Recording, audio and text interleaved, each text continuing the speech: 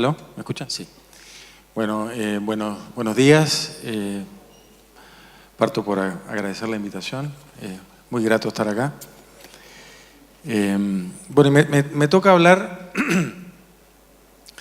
de lo que se ha dado en llamar la segunda ventana para formar habilidades para la vida. Es muy importante este cambio de enfoque.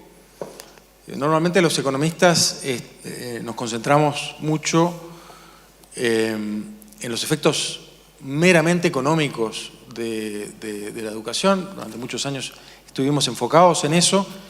¿Qué quiere decir? La posibilidad de tener más empleo, la posibilidad de tener más salario. Hoy por hoy la mirada es más amplia y pretende también medir cómo distintas intervenciones tienen efectos sobre otras cosas, como puede ser tasas de drogadicción, tasas de criminalidad, tasas de obesidad, todas cosas que contribuyen, obviamente, a tener éxito de alguna manera. Entonces, esto de la segunda ventana, yo creo que es posible que pueda distraer un poco de lo que se dijo antes, de lo que se habló antes, que habría que enmarcarlo dentro de la primera ventana, ¿no? La intervención en edades tempranas, preescolares. Y yo no quiero que nos distraiga del enorme desafío que tenemos como sociedad de hacer más inversión, de preocuparnos más, de estimular más a los niños en edades preescolares. Entonces, otra manera de hacer la pregunta que yo voy a tratar de contestar, que voy a tratar de contarles algo que espero sea interesante, es ¿qué pasa si perdemos la primera ventana? Ahora, esto es importante porque esta visión de cómo se forman habilidades a lo largo de la vida que les estamos transmitiendo, que es, a mi juicio, y a juicio de la gente que han escuchado, la frontera del conocimiento hoy por hoy, todavía no ha permeado en la forma como se diseñan los sistemas educativos.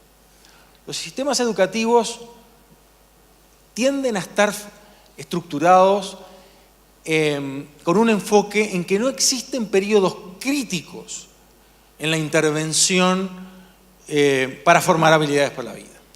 Y lo que hace esta visión es decir, no, eso es falso.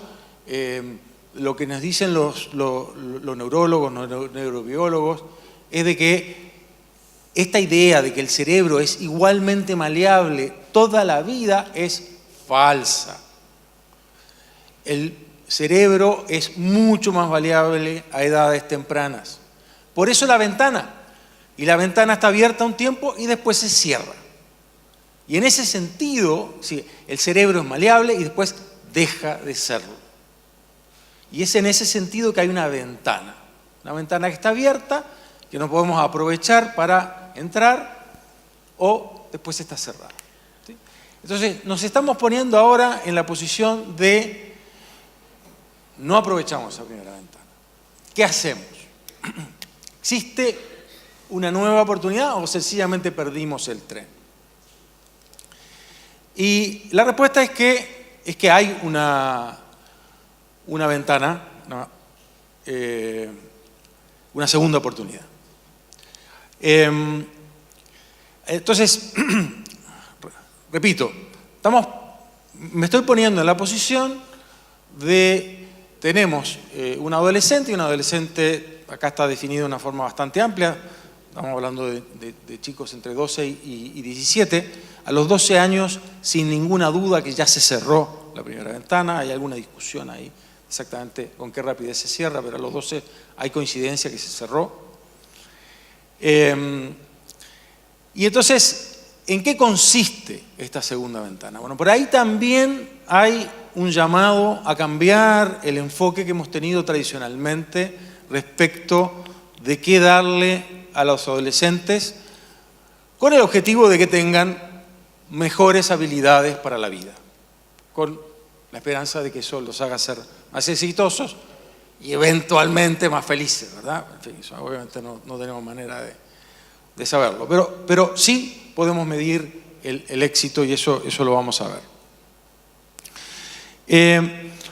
Bueno, entonces, ¿en qué consisten en general estas intervenciones, estos programas? Consisten en dar habilidades no cognitivas. Y ya se conocen algunos programas efectivos, pero hay bastante menos evidencia respecto de esto que lo que hay sobre la primera ventana. A ver, déjenme. Bueno, a ver, entonces, ¿cuál es el problema que enfrentamos? Ya, el adolescente llegó a educación media, ¿okay? No se le estimuló tempranamente, su cerebro voy a usar una caricatura grosera, se rigidizó a un nivel de conexiones neuronales bajo. ¿Y a qué se enfrenta este adolescente? Se enfrenta a un tema de preocupación más moderno, o sea, que es bastante, o sea, hay discusión en la sociología de hace mucho tiempo, pero hoy por hoy está llegando a la primera línea de discusión de política pública, que es esta cultura anti-buen desempeño, anti-académica, que es cool no obedecer, es cool no hacer las tareas, es cool faltarle respeto al profesor, que existe en mayor o menor medida en todos los países del mundo. ¿Sí? De hecho, hay una preocupación en algunos círculos de que el menor énfasis que se está poniendo hoy, porque las escuelas y los liceos también quieren ser cool, el menor énfasis que se está poniendo hoy en la disciplina alimenta esta cultura. ¿Sí? Entonces, el problema que tenemos respecto de los adolescentes es un tremendo desafío, es un desafío doble si ustedes quieren, que es, no se les dio la oportunidad de aprovechar la primera ventana, y cuando se abre esta segunda ventana lo estamos influyendo negativamente, o sea, esto ocurre porque son las culturas que se generan en los liceos, los estamos influyendo negativamente respecto de otro conjunto de habilidades, que son las habilidades no cognitivas, que son también un conjunto de habilidades sumamente importante para el éxito en la vida. Entonces, un poco para resumir, en la primera ventana se puede invertir en dos conjuntos de habilidades, tanto de las cognitivas, que tienen que ver con las habilidades más académicas, leer, expresarse, matemáticas, pensamiento abstracto, etc. Y también se puede invertir en habilidades no cognitivas, y vamos a hablar de un experimento muy interesante ahora en un segundo. Pero el énfasis es que en la segunda ventana, la ventana que está abierta, lo que todavía está maleable y yo puedo moldear son las habilidades no cognitivas. Entonces yo tengo que aprovechar esa segunda ventana respecto de las habilidades no cognitivas. ¿Sí? Y esta cultura anti-buen desempeño no me ayuda.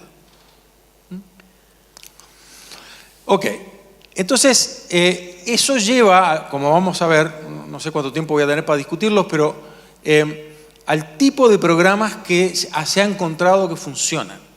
Y tienden a ser programas que de alguna manera retiran o alejan a los niños, a los adolescentes, de esta cultura anti-buen desempeño. Y son programas, habló Heckman y también Galliani, habló de ellos, son programas del tipo mentorship. El mentorship es cuando se parea un adolescente con un mentor que para que funcione el programa tiene que ser alguien que tenga algún vínculo emocional. Por ejemplo, puede haber tenido una experiencia similar, puede haber salido del mismo colegio, puede haber sido una persona que salió del mismo colegio y fue exitoso, puede servir de ejemplo. Y este mentor le dedica tiempo a entender las circunstancias del adolescente, a darle consejo, a servir de ejemplo. Básicamente la idea es, lo que hay que hacer es esto, mírame a mí, yo fui exitoso, ¿verdad? Entonces yo te recomiendo, yo te asesoro, yo te apoyo. Y están los programas ya más tradicionales de aprendices, ¿sí? Que, bueno, si tengo tiempo voy a hablar un poquito de ellos. Ahora, cuando uno habla de habilidades no cognitivas, a veces la gente como que dice, sonríe, ¿verdad? Dice, ¿qué será eso? O sea, ya. Lo que sabemos es que la gente tiene que saber sumar, tiene que saber leer, un poco de física, un poco de química, pero ¿qué es esto de las habilidades no cognitivas? Bueno, pero, a ver, de nuevo usando caricaturas, estamos pensando en que podemos tener una persona que es un genio, pero que no tiene ninguna habilidad para desempeñarse socialmente en un medio de trabajo, que tiene un humor muy cambiante, digamos que es una caricatura. La otra caricatura es la persona que es más sencilla en términos de sus capacidades cognitivas, pero que tiene una gran aptitud social. Entonces ahí tienen dos caricaturas. Y bueno, contéstense ustedes quiénes creen que van a tener más éxito en la vida. ¿Ya? Y ahí nos empezamos a dar cuenta de que en realidad quizás las habilidades cognitivas no son tan importantes o no son lo más importante. Y quizás las habilidades no cognitivas son más importantes de lo que creemos. Y lo que nos dice esta segunda oportunidad es de que estas habilidades son maleables y todavía estamos a tiempo en la adolescencia para tener una incidencia en esas habilidades. Lo más importante de todo es, los psicólogos han desarrollado test que permiten medir estas habilidades, entonces sabemos cómo medirlas, y además son estables. Una vez que se forman, una vez que se aprenden, continúan en el tiempo. Ahora, voy a usar un ejemplo de esto para también ilustrar de qué estamos hablando, porque esto tiende a ser un poquito abstracto, que es un experimento bastante popular, quizás algunos de ustedes lo conocen, que se llama el Marshmallow Experiment, o para usar una traducción, el experimento del malvavisco. Y ahí tienen marshmallows, ¿no? Para los que no saben qué son. Es un dulce muy popular en Estados Unidos, blanco. A mí particularmente no me gusta, ¿no? Pero bueno, es cuestión de gustos, no hay nada escrito. Podríamos usar un chocolate, ¿sí? El objeto del experimento se trata de que haya algo que el niño, y acá el niño es un niño de 5 años, ¿ya? Que el niño desee comer. Ok, ¿en qué consiste el experimento? El experimento consiste, a ver, acá voy a ser muy simplista, el experimento es más complicado de lo que voy a expresar. Voy a sencillamente describir lo básico del experimento. Viene un investigador, digamos, acompaña a un niño, hay una pieza que no tiene nada más que una mesa y una silla, y arriba de la mesa hay un chocolate o hay un marshmallow. Y las instrucciones que se le dan al niño son: yo voy a salir y voy a volver en 10 minutos, en 15 minutos, en 20 minutos, los experimentos varían ahí. Voy a salir y voy a volver. Si cuando yo vuelva el chocolate está en su lugar, te voy a dar un segundo chocolate y te vas a poder comer 2. Si te comiste el chocolate, se acabó la historia, ¿verdad? Te comiste un chocolate. Entonces, obviamente que esto se filmó, y ahora les voy a mostrar algunas imágenes de un caso específico, que es muy, muy interesante cómo reaccionan los niños. y ahora voy a hablar de las distintas variedades de reacciones, pero antes que nada déjenme darles el punchline, o sea, el resultado final, es de que a estos niños que fueron testeados en los 60 fue la primera vez que Michel diseñó el experimento y lo hizo en Stanford.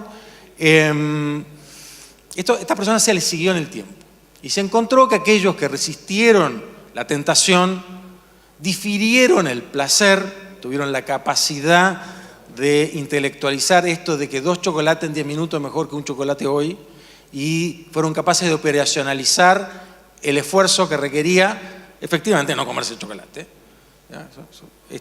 Que además son cosas que tenemos que hacer en muchos planos de la vida, ¿verdad? O sea, los adultos que ya estamos un poco más gorditos tenemos el tema, ¿me como chocolate o no me como chocolate? No es si ahora o después, ¿verdad? Y hay un montón de planos en los cuales esta es una habilidad sumamente importante. Bueno, aquellos que pudieron efectivamente diferir su gratificación, recibieron los 2 chocolates, les fue mejor en la vida. Les fue mejor en la vida en el sentido que ganan un mejor salario, tienen más empleo o han estado empleados más tiempo en su vida. Tienen la capacidad de resistir tentaciones en distintos planos de la vida, entonces es menos probable que sean drogadictos, es menos probable que sean criminales, es menos probable que hayan pasado una temporada en la cárcel, es menos probable que sean gordos, etc. Entonces, lo que nos dice esto es que esta habilidad es importante para el éxito en la vida y además es estable. Un niño que demostró la habilidad a los 5 años, ¿ya? Esa habilidad lo acompaña en el futuro.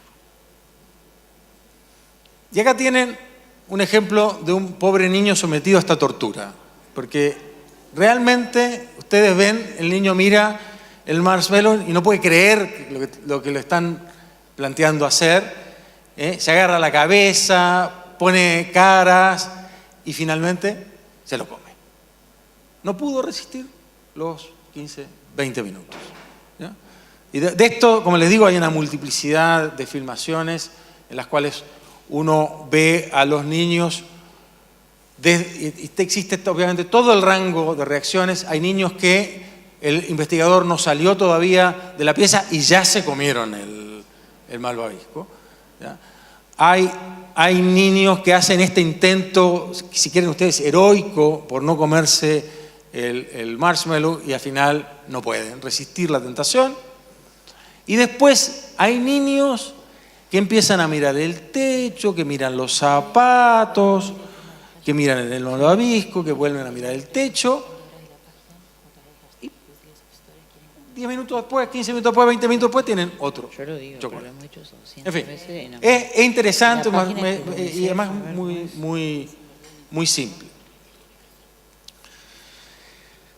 ¿De qué estamos hablando cuando hablamos de habilidades no cognitivas? Bueno, acá yo me estoy metiendo en un área que obviamente no es la mía, entonces acá hay que suscribir alguna teoría psicológica, hay distintas clasificaciones, esto es una que encuentro útil y por eso es que la traigo, que es la de los Big Five, o las 5 grandes habilidades no cognitivas. Y si ustedes se ponen a ver, consisten en, primero, la apertura a la experiencia, que consiste en ser curioso y tener gusto por aprender. Uno piensa, puesto de trabajo, fundamental. La vida, fundamental. O sea, ¿cómo no lo había pensado antes, no? Qué importante. Ya. Después viene una que si ustedes se fijan en YouTube, hoy por hoy tiene muy buena prensa, pero hay que tener cuidado, ¿no? En esta idea de que hay una bala de plata para todo. Hay un TED Talk, inclusive, sobre el tema del grit, que es tesón. Grit es de esas palabras que no se traducen bien del inglés al castellano. Igual que cómo se llama esta habilidad, que acá yo la llamé responsabilidad, en inglés es conscientiousness. Lo estoy pronunciando mal. Conscientiousness. Tampoco tiene buena traducción. Pero, bueno, ¿qué quiere decir esto? Es un set, al final es una palabra que concentra un set de habilidades. Las personas que son organizadas, metódicas, meticulosas, que tienden a cumplir con sus promesas, que mojan la camiseta, ¿ya? Que son capaces de hacer un plan y cumplirlo, que son las personas que tienen la habilidad que se requiere para no comerse el malvavisco. Esa es la habilidad que estamos hablando. Después está la extraversión, que consiste en el gusto y la capacidad de trabajar con otros. Y también en parte los extrovertidos tienden a ser bastante asertivos. Y en general, en la vida, ser asertivo ayuda. Y ahí está esa característica. Después está cordialidad, amabilidad, esto de ser empático, el tipo de persona que el otro percibe como cálido. Esta es esta habilidad de hacer a los otros sentirse cómodos en la presencia de uno. Y finalmente está la estabilidad emocional, la capacidad de mantener el buen humor, de manejar la frustración y el estrés en forma adecuada y básicamente de no enojarse repentinamente, ¿verdad? Y tener ataques de ira, que digamos sería como la carencia total. Ok, bueno, entonces voy a empezar a terminar, a converger sobre el final. A ver, ¿por qué es que pueden llegar niños a la adolescencia en la situación en la cual yo me tendría que preocupar de su inversión en habilidades no cognitivas? Bueno, hay una multiplicidad de razones que tienen que ver con principalmente la carencia de guía parental. Y Heckman es el que dice esto. Bueno, yo fui alumno de Heckman, así que en fin, influye bastante en mi pensamiento. Lo que pasa cuando el sistema educativo no se preocupa de toda esta secuencia es de que al final los niños de distintos niveles socioeconómicos están solos con sus papás y con lo que saben sus papás sobre ser papá. Y todos saben que es bastante difícil.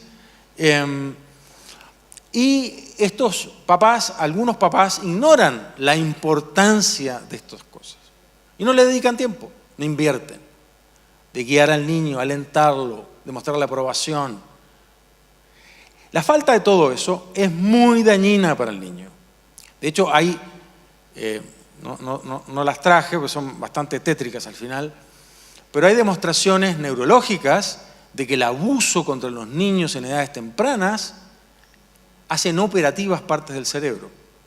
O sea, que es lo opuesto a lo que estamos diciendo. ¿No? Estamos hablando de hacer operativo el cerebro. Bueno, y esto quiere decir de que cómo tratan a estos niños sus guardianes dejan marcas para siempre. Eso es algo que hasta hace poco no lo sabíamos, que las marcas eran para siempre.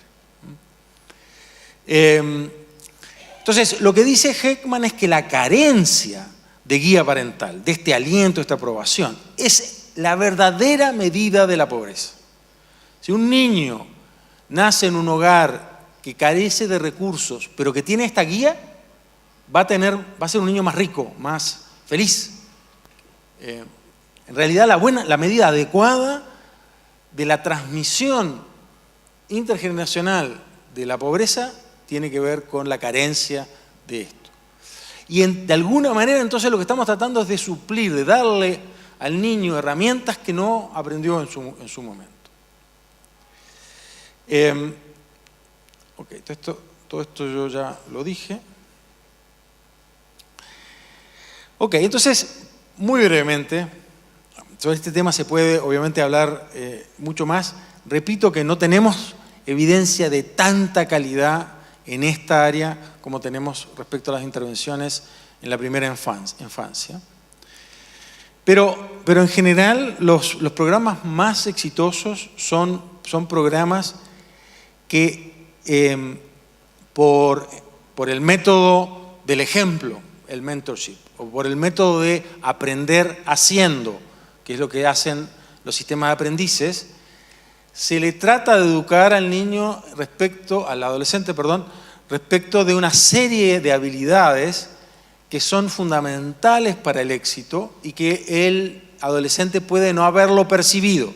puede no haberse dado cuenta, puede a su vez no tener las herramientas emocionales para efectivamente ser puntual o ser planificado, y ahí hay que empezar a trabajar con el niño y educarlo de una manera más directa respecto a cómo tratar de administrar sus tiempos, sus urgencias, etc.